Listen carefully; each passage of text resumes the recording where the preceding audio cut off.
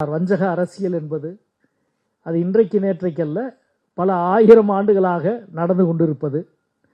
1000 ஆண்டு வஞ்சகத்தாலும் வீழ்த்த முடியாதவர்களாக நாம் இருக்கிறோம் என்ற பெருமையோடு புதிய புதிய வஞ்சகங்களை வீழ்த்துகிற திறனை நம் வரலாற்றிலிருந்தே நாம் பெற்றுக்கொள்கிறோம்.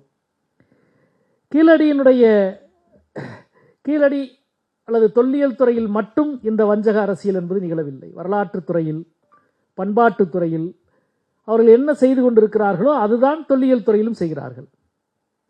இங்கே ஐயா கருணானந்தம் ஐயா அவர்கள் குறிப்பிட்டதைப் போல சிந்துவெளி நாகரிகத்தை 100 ஆண்டுகளாக உலகின் தலை சிறந்த தொல்லியலாளர்கள் எல்லாம், வரலாற்றாளர்கள் எல்லாம் ஆய்வு செய்து நிறுவிய உண்மைகளை எந்த ஆய்வும் செய்யாமல், எந்த சான்றாவணங்களின் மூலமும் நிரூபிக்காமல் பெயர் பலகையை மாற்றுவதைப் போல இவர்களினுடைய பெயர் பலகையை மாற்றுகிறார்கள். நீங்கள் நேஷனல் மியூசியம், தேசிய அருங்காட்சியகம் டெல்லியிலே இருக்கிறது. இந்தியாவின் பெருமைமிகு நிறுவனம், ஒன்றிய அரசினுடைய அதிகாரப்பூர்வமான நிறுவனம் நேஷனல் மியூசியம். நீங்கள் உள்ளே போனீங்கன்னா இந்த ஆட்சி வருவதற்கு முன்பு இருந்த அந்த தேசிய அருங்காட்சியகத்தில் பல பிரிவு இருக்கிறது. அது இந்தியாவின் மகத்தான சொத்து. அதிலே ஒரு பிரிவு சிந்துவெளி நாகரிகத்தை பற்றிய பிரிவு. சிந்து ஹரப்பா சிவிலைசேஷன் பற்றிய பிரிவு. அதில் எடுக்க அந்த நடன பெண்மணியினுடைய மாதிரி உள்ளிட்ட எல்லா மாதிரிகளும் இருக்கிற இடம். கடந்த 4 ஆண்டுகளுக்கு முன்பு அதுவரை சிந்துவெளி நாகரிகம் என்று இருந்த அந்த தலைப்பை, அந்த பிரிவினுடைய தலைப்பை பெயர் பலகையை ஒரே நாளில் மாற்றி சிந்து சரஸ்வதி சிவிலைசேஷன் மாத்திட்டாங்க. நேஷனல் மியூசியம் டெல்லியிலே இருக்கிற தேசிய அருங்காட்சியகத்தின் அதிகாரப்பூர்வமாக இந்திய வரலாற்றுத்துறையின் கீழ் இருக்கிற தேசிய அருங்காட்சியகத்தின் பெயரை ஒரே நாளில் மாற்றிவிட்டார்கள்.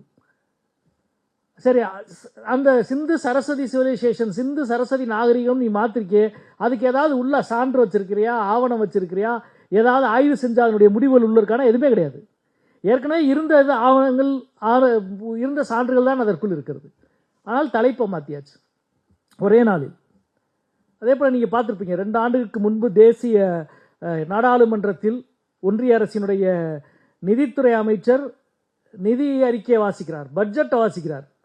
பட்ஜெட்டினுடைய முகப்புரையில் சிந்து சரஸ்வதி நாகரிகத்தை பற்றி பேசி அதற்கு இத்தனை கோடி ரூபாய் ஒதுக்குகிறேன் என்று ஒதுக்குவதாக அறிவித்துவிட்டு பேசுகிறார். தொடர்ந்து வரலாற்றை மாற்றுகிற வேலையை செய்து கொண்டே இருக்கிறார்கள். அதே போல்தான் பண்பாட்டுத்துறை.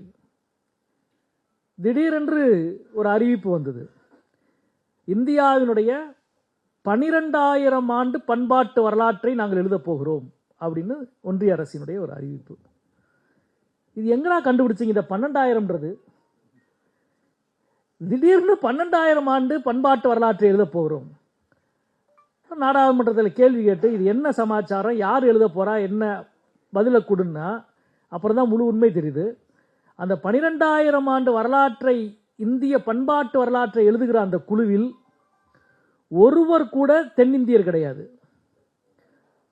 ஒருவர் கூட வடகிழக்கு இந்தியாவை சார்ந்தவர் கிடையாது, ஒருவர் கூட தமிழ்நாட்டு அறிஞர் கிடையாது, ஒரு சிறுபான்மையினர் கிடையாது, ஒரு பெண் கிடையாது. அப்படின்னா இவங்க எந்த வரலாற்றை இந்திய வரலாறு என்றும், இந்தியாவின் பண்பாட்டு வரலாறு என்றும், இந்தியாவின் 12,000 ஆண்டு வரலாறு என்றும் எழுதுவதற்கு திட்டமிட்டிருக்கிறார்கள் என்பதை பாருங்கள். இந்த உண்மை தெரிந்தவுடன் நாங்கள் சும்மா இருக்கல. உடனடியாக குடியரசுத் தலைவருக்கு ஒரு கடிதம் எழுதி, அந்த கடிதத்தில் ஏறக்குறைய 60க்கும் மேற்பட்ட நாடாளுமன்ற உறுப்பினர்களின் கையெழுத்தை பெற்று குடியரசுத் தலைவரிடம் அந்த கடிதத்தை கொடுத்து தொடர்ந்து பிரச்சனையை எழுப்பி பல முதலமைச்சர்கள் அதன் பேரில் அறிக்கையை வெளியிட்டதுக்கு பிறகு இப்பொழுது அந்த குழு கலைக்கப்படவில்லை, அந்த குழுவின் செயல்பாடு நிறுத்தி வைக்கப்பட்டிருக்கிறது. நீங்கள் எவ்வளவு வஞ்சகத்தை செய்தாலும் அந்த வஞ்சகத்தை வீழ்த்துகிற திறன் எங்கள் வரலாற்றிலிருந்தே நாங்கள் பெற்றுக்கொள்ள முடியும் என்பதற்கு உதாரணமாக அதை நாங்கள் தான் செய்தோம். எனவே இது தொல்லியல் துறைக்கு மட்டுமல்ல, வரலாற்றுத் துறையிலே இவர்கள் செய்கிற அதே சதியை, பண்பாட்டு துறையில் இவர் செய்கிற அதே வஞ்சகத்தை தொல்லியல் துறையிலும் செய்கிறார்கள். அதுதான் கீழடியிலும் நடந்து கொண்டிருப்பது. தொடர்களே, இங்கே கீழடியில் 10 வருஷமும் இது 10வது ஆண்டு. இப்பொழுதுதான் நடக்கிற வஞ்சக அரசியல் இல்லை, 10 வருஷமும் இதுதான் நடக்கிறது. முதல் ஆண்டில் இருந்து எப்படி அவங்க ஆய்வுக்கு அனுமதிச்சாங்க அப்படின்னு ஒரு பெயர் காரணம் தொடர் சொன்னார். ஆமா, 40 ஆண்டு ஆயிடுச்சு மத்திய தொல்லியல் துறை ஒரு விரிவான அகழாய்வை தமிழ்நாட்டிலே செய்து, காவிரி பூம்பட்டினத்தில் 70களிலே செய்ததுக்கு பிறகு வரல. அகழாய்வு பிரிவினுடைய தென்னிந்தியாவின் தலைவராக அமர்நாத் ராமகிருஷ்ணன் பொறுப்பேற்ற பிறகு நாங்கள் தமிழ்நாட்டிலே வைகை நதியிலே கரையிலே ஒரு அகழாய்வை செய்கிறோம் என்று மத்திய தொல்லியல் துறை வருகிறது. 2015ஆம் ஆண்டும் 16வது ஆண்டும் அவர் அகழாய்வு செய்கிறார்கள். அவர்கள் நினைக்காத பல சான்றுகள், உண்மைகள் கீழே அந்த தொல்லியல் களத்திலே இருந்து, தொல்லியல் மேட்டிலே இருந்து, அகழாய்வு குழிகளிலே இருந்து கிடைக்கிற பொழுது ஒன்றிய அரசு உண்மையிலே ஒன்றிய தொல்லியல் துறை, அதனால் இந்த உண்மைகள் இங்கே ஐயா அவர்கள் குறிப்பிட்டதை போல நாம் கற்பிதம் செய்து சொல்லிக் கொண்டிருக்கிற கதைகளுக்கு எதிரான உண்மைகளாக மேலெழுந்து வருகிறது என்பதற்காக அவர்கள் 2015-16 2 ஆண்டோடு 2வது ஆண்டில் அகழாய்வை நிறுத்தினார்கள். இந்தியாவில் இவ்வளவு வளமான சான்றுகள் கிடைக்கிற ஒரு தொல்லியல் மேட்டை கண்டுபிடித்தது ஏஎஸ்ஐ, மத்திய தொல்லியல் துறை.